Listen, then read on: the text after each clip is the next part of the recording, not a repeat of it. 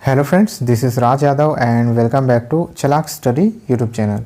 तो फ्रेंड्स, फिर से क्लास में आप लोगों का स्वागत है। ये जो है क्लास नंबर 15 होने वाला है। इससे पहले हम लोगों ने 14 क्लासेस कर लिया है C-TET EVS के लिए।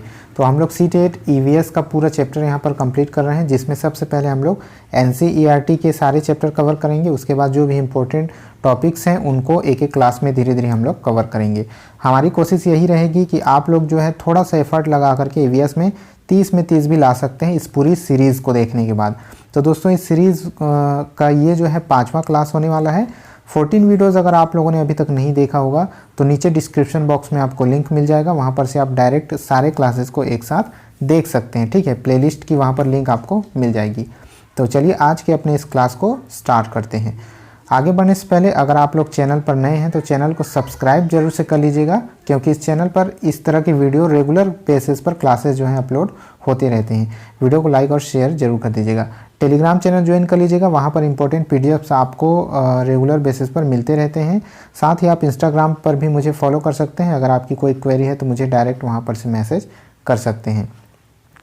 तो चलिए आगे बढ़ते हैं और देखते हैं सबसे पहला टॉपिक आज का जो है चैप्टर बसेरा ऊंचाई पर। ये जो है चैप्टर का नाम है।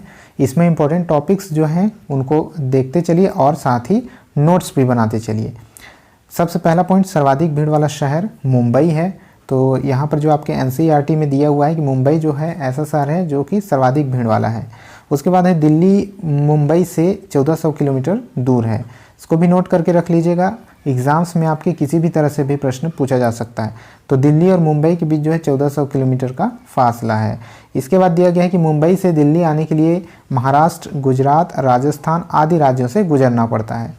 तो एग्ज़ाम्स में आपसे पूछा भी जा सकता है। ठीक है, ये जो स्टेट और जो आप मैप से रिलेटेड क्वेश्चन में भी ये क्वेश्चन आ सकता है कि मुंबई से दिल्ली के बीच में कौन कौन से राज्य आते हैं। तो महाराष्ट्र है, गुजरात है और राजस्थान है। इसके बाद है ठंडा रेगिस्तान लद्दाख को कहा जाता है। अगर पूछ लिया जाए कि ठंडा रेगिस्तान इनमें से किसे कहा जाता है तो आंसर होगा आपका लद्दाख।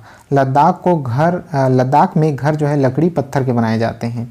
ठीक है, इसका भी एक रीज़न है, लकड़ी और पत्थर के घर बनाने के जो है रीज़न की वजह से बनाते हैं। आगे इसके बारे में हम लोग देखेंगे। फिर है नेक्स्ट पॉइंट जो है लद्दाख की विशेषता, बर्फ़ से ढके पहाड़, ठंडा रेत, पेड़ों की कमी, समतल सूखे रेगिस्तान, ये सभी जो हैं लद्दाख की विशेषताएं हैं। लद्दाख में बारिश कम होती है। लद्दाख में ठंड से बचने के लिए लकड़ी के घर बनाए जाते हैं। तो जो अभी हम लोगों ने देखा कि लकड़ी और पत्थर के घर वहाँ क्यों बनाए जाते हैं, तो ठंड से बचने के लिए वहाँ ऐसा किया जाता है। लद्दाख में घरों का ग्राउंड फ्लोर पशुओं को रखने के लिए उपयोग होता है। तो घर में जैसे छत वाले जो घर बनाए जाते हैं, 2 छत वाले, तो मान लीजिए नीचे का जो रूम होता है, नीचे के जो ग्राउंड फ्लोर के जो कमरे होते हैं वहाँ पर पशुओं को रखा जाता है और ऊपर जो है इंसान रहते हैं। ठीक है, नेक्स्ट पॉइंट देखिएगा कि लद्दाख में घरों की छत का प्रयोग लाल मिर्च, सीताफल, मक्का, धान, उपले आदि सुखाने के लिए प्रयोग किए जाते हैं। जो छतों पर, क्योंकि वहाँ बहुत कम धूप आती है, ठीक है, इस वजह से छतों का यूज़ जो है इन सभी चीज़ों को सुखाने के लिए किया जाता है। नोट कर लीजिएगा, मिर्च, सीताफल, मक्का, धान और उपले। नेक्स्ट पॉइंट है चांगथांग 5000 मीटर की ऊंचाई पर है। तो इसको भी नोट कीजिएगा, चांगथांग जो है एक जगह का नाम है और ये जो है 5000 मीटर की ऊंचाई पर है। यह मैदानी, सुनसान, पथरीला इलाका है। कैसा है? मैदानी है, सुनसान है, साथ ही पथरीला इलाका है जहाँ ऑक्सीजन की कमी होती है। ठीक है, इसके अलावा यहाँ ना कोई पेट्रोल पंप है और ना कोई मैकेनिक। ठीक है, वहाँ वो जो है ऐसा इलाका है जहाँ पर जो कि चीज़ों के पहुँच से दूर है वो। नेक्स्ट पॉइंट नोट कीजिएगा, चांगपा। ठीक है, ये एक इम्पोर्टेंट वर्ड है, इससे अक्सर प्रश्न बनते हैं। चांगपा प्रजाति में 5000 लोग होते हैं, यानी चांगपा लोगों की जो झुंड होता है उनकी प्रजाति, जो एक घुमंतू किस्म की प्रजाति है वो। तो चांगपा प्रजाति में 5000 लोग होते हैं। चांगपा भेड़ और बकरी पालते हैं। भेड़ और बकरियां जो है वो पालते हैं चांगपा लोग। भेड़ बकरी से दूध, मांस, खाल, ऊन आदि मिलता है उनको। क्या क्या मिलता है? दूध, मांस, खाल, ऊन आदि के लिए वो भेड़ बकरियों का यूज़ करते हैं, उन्हीं को पालते हैं। भेड़ बकरियां ही चांगपा लोगों की पूंजी होती है। जिस परिवार में जितनी अधिक भेड़ बकरियां, वह परिवार उतना ही अमीर माना जाता है। ठीक है, ये चांगपा लोगों की खासियत है। चांगपा लोग घुमंतू होते हैं।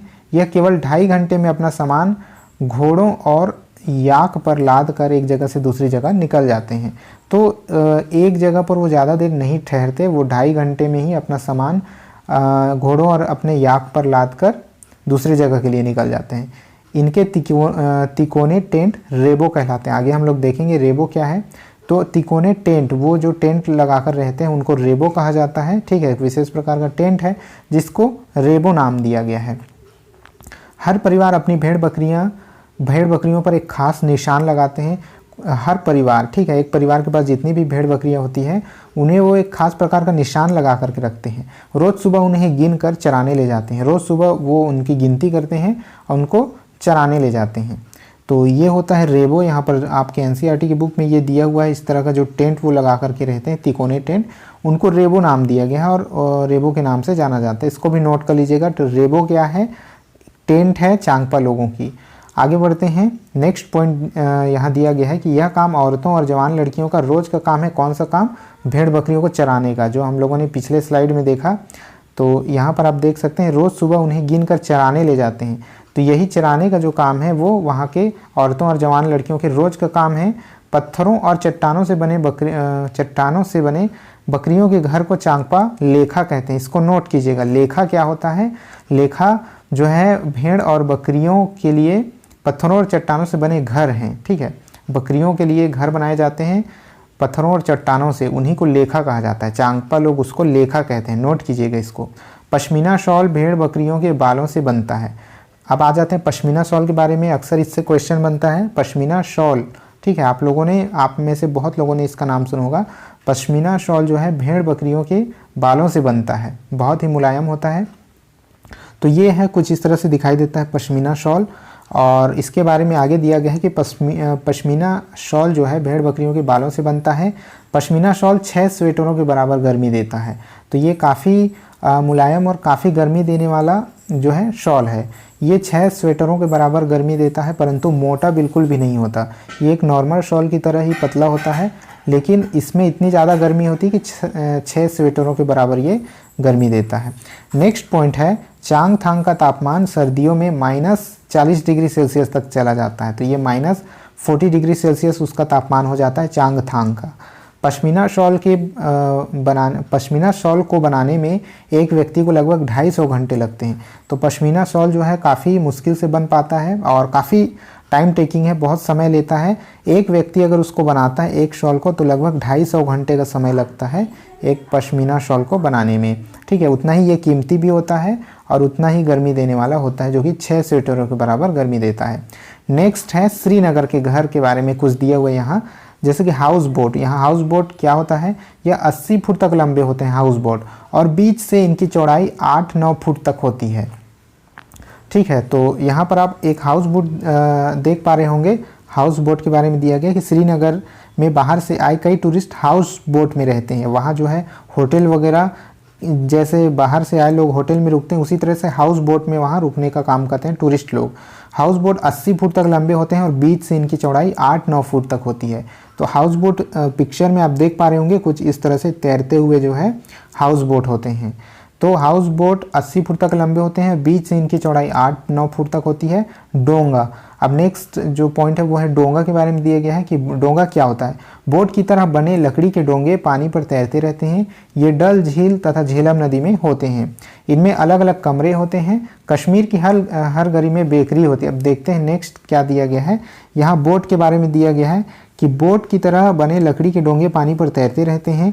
श्रीनगर की डल झील और झेलम नदी में इन डोंगों के कई परिवार रहते हैं। इन डोंगों में जो है कई परिवार रहते हैं। मकान की तरह इस डोंगों में भी अलग अलग कमरे होते हैं। तो कुछ इस तरह से ये डोंगा होते हैं और अलग अलग कमरे। ये बिल्कुल मकान ही है, लेकिन ये तैरते हुए मकान है। ठीक है, नेक्स्ट दिया गया है कश्मीर की हर गली में एक बेकरी होता है। यहाँ के लोग खाना घर पर नहीं बनाते हैं, बल्कि बेकरी से खरीद करके खाते हैं। ठीक है, तो बेकरी याद रखिएगा, कश्मीर के हर गली में बेकरी होता है। यहाँ के लोग बेकरी से खाना खाते हैं। कुछ इंपॉर्टेंट चित्रों के द्वारा कुछ फैक्ट्स दिए हुए हैं, उनको भी आप नोट कर सकते हैं।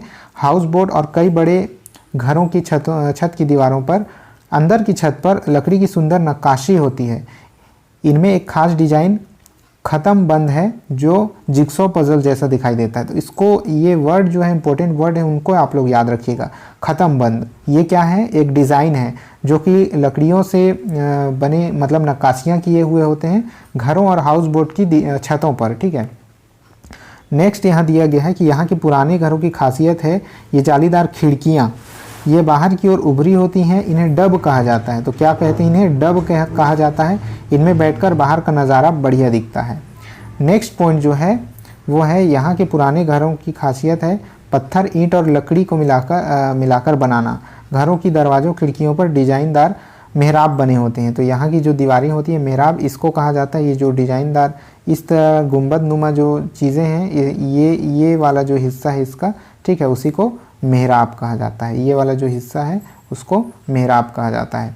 तो ठीक है, थैंक्स फॉर वॉचिंग। आज के क्लास में इतना ही था, इतने इंपॉर्टेंट फैक्ट्स थे और इस चैप्टर से रेगुलर जो है क्वेश्चन अक्सर जो है सीटेट में पूछे जाते रहे हैं और फिर से पूछे जाने की पूरी संभावना है। तो इस चैप्टर को अच्छे से पढ़िएगा। आई होप ये वीडियो आपको पसंद आया होगा। लाइक शेयर जरूर कर दीजिएगा। इस वीडियो में इतना ही था, मिलते हैं नेक्स्ट वीडियो में, तब तक के लिए जय हिंद।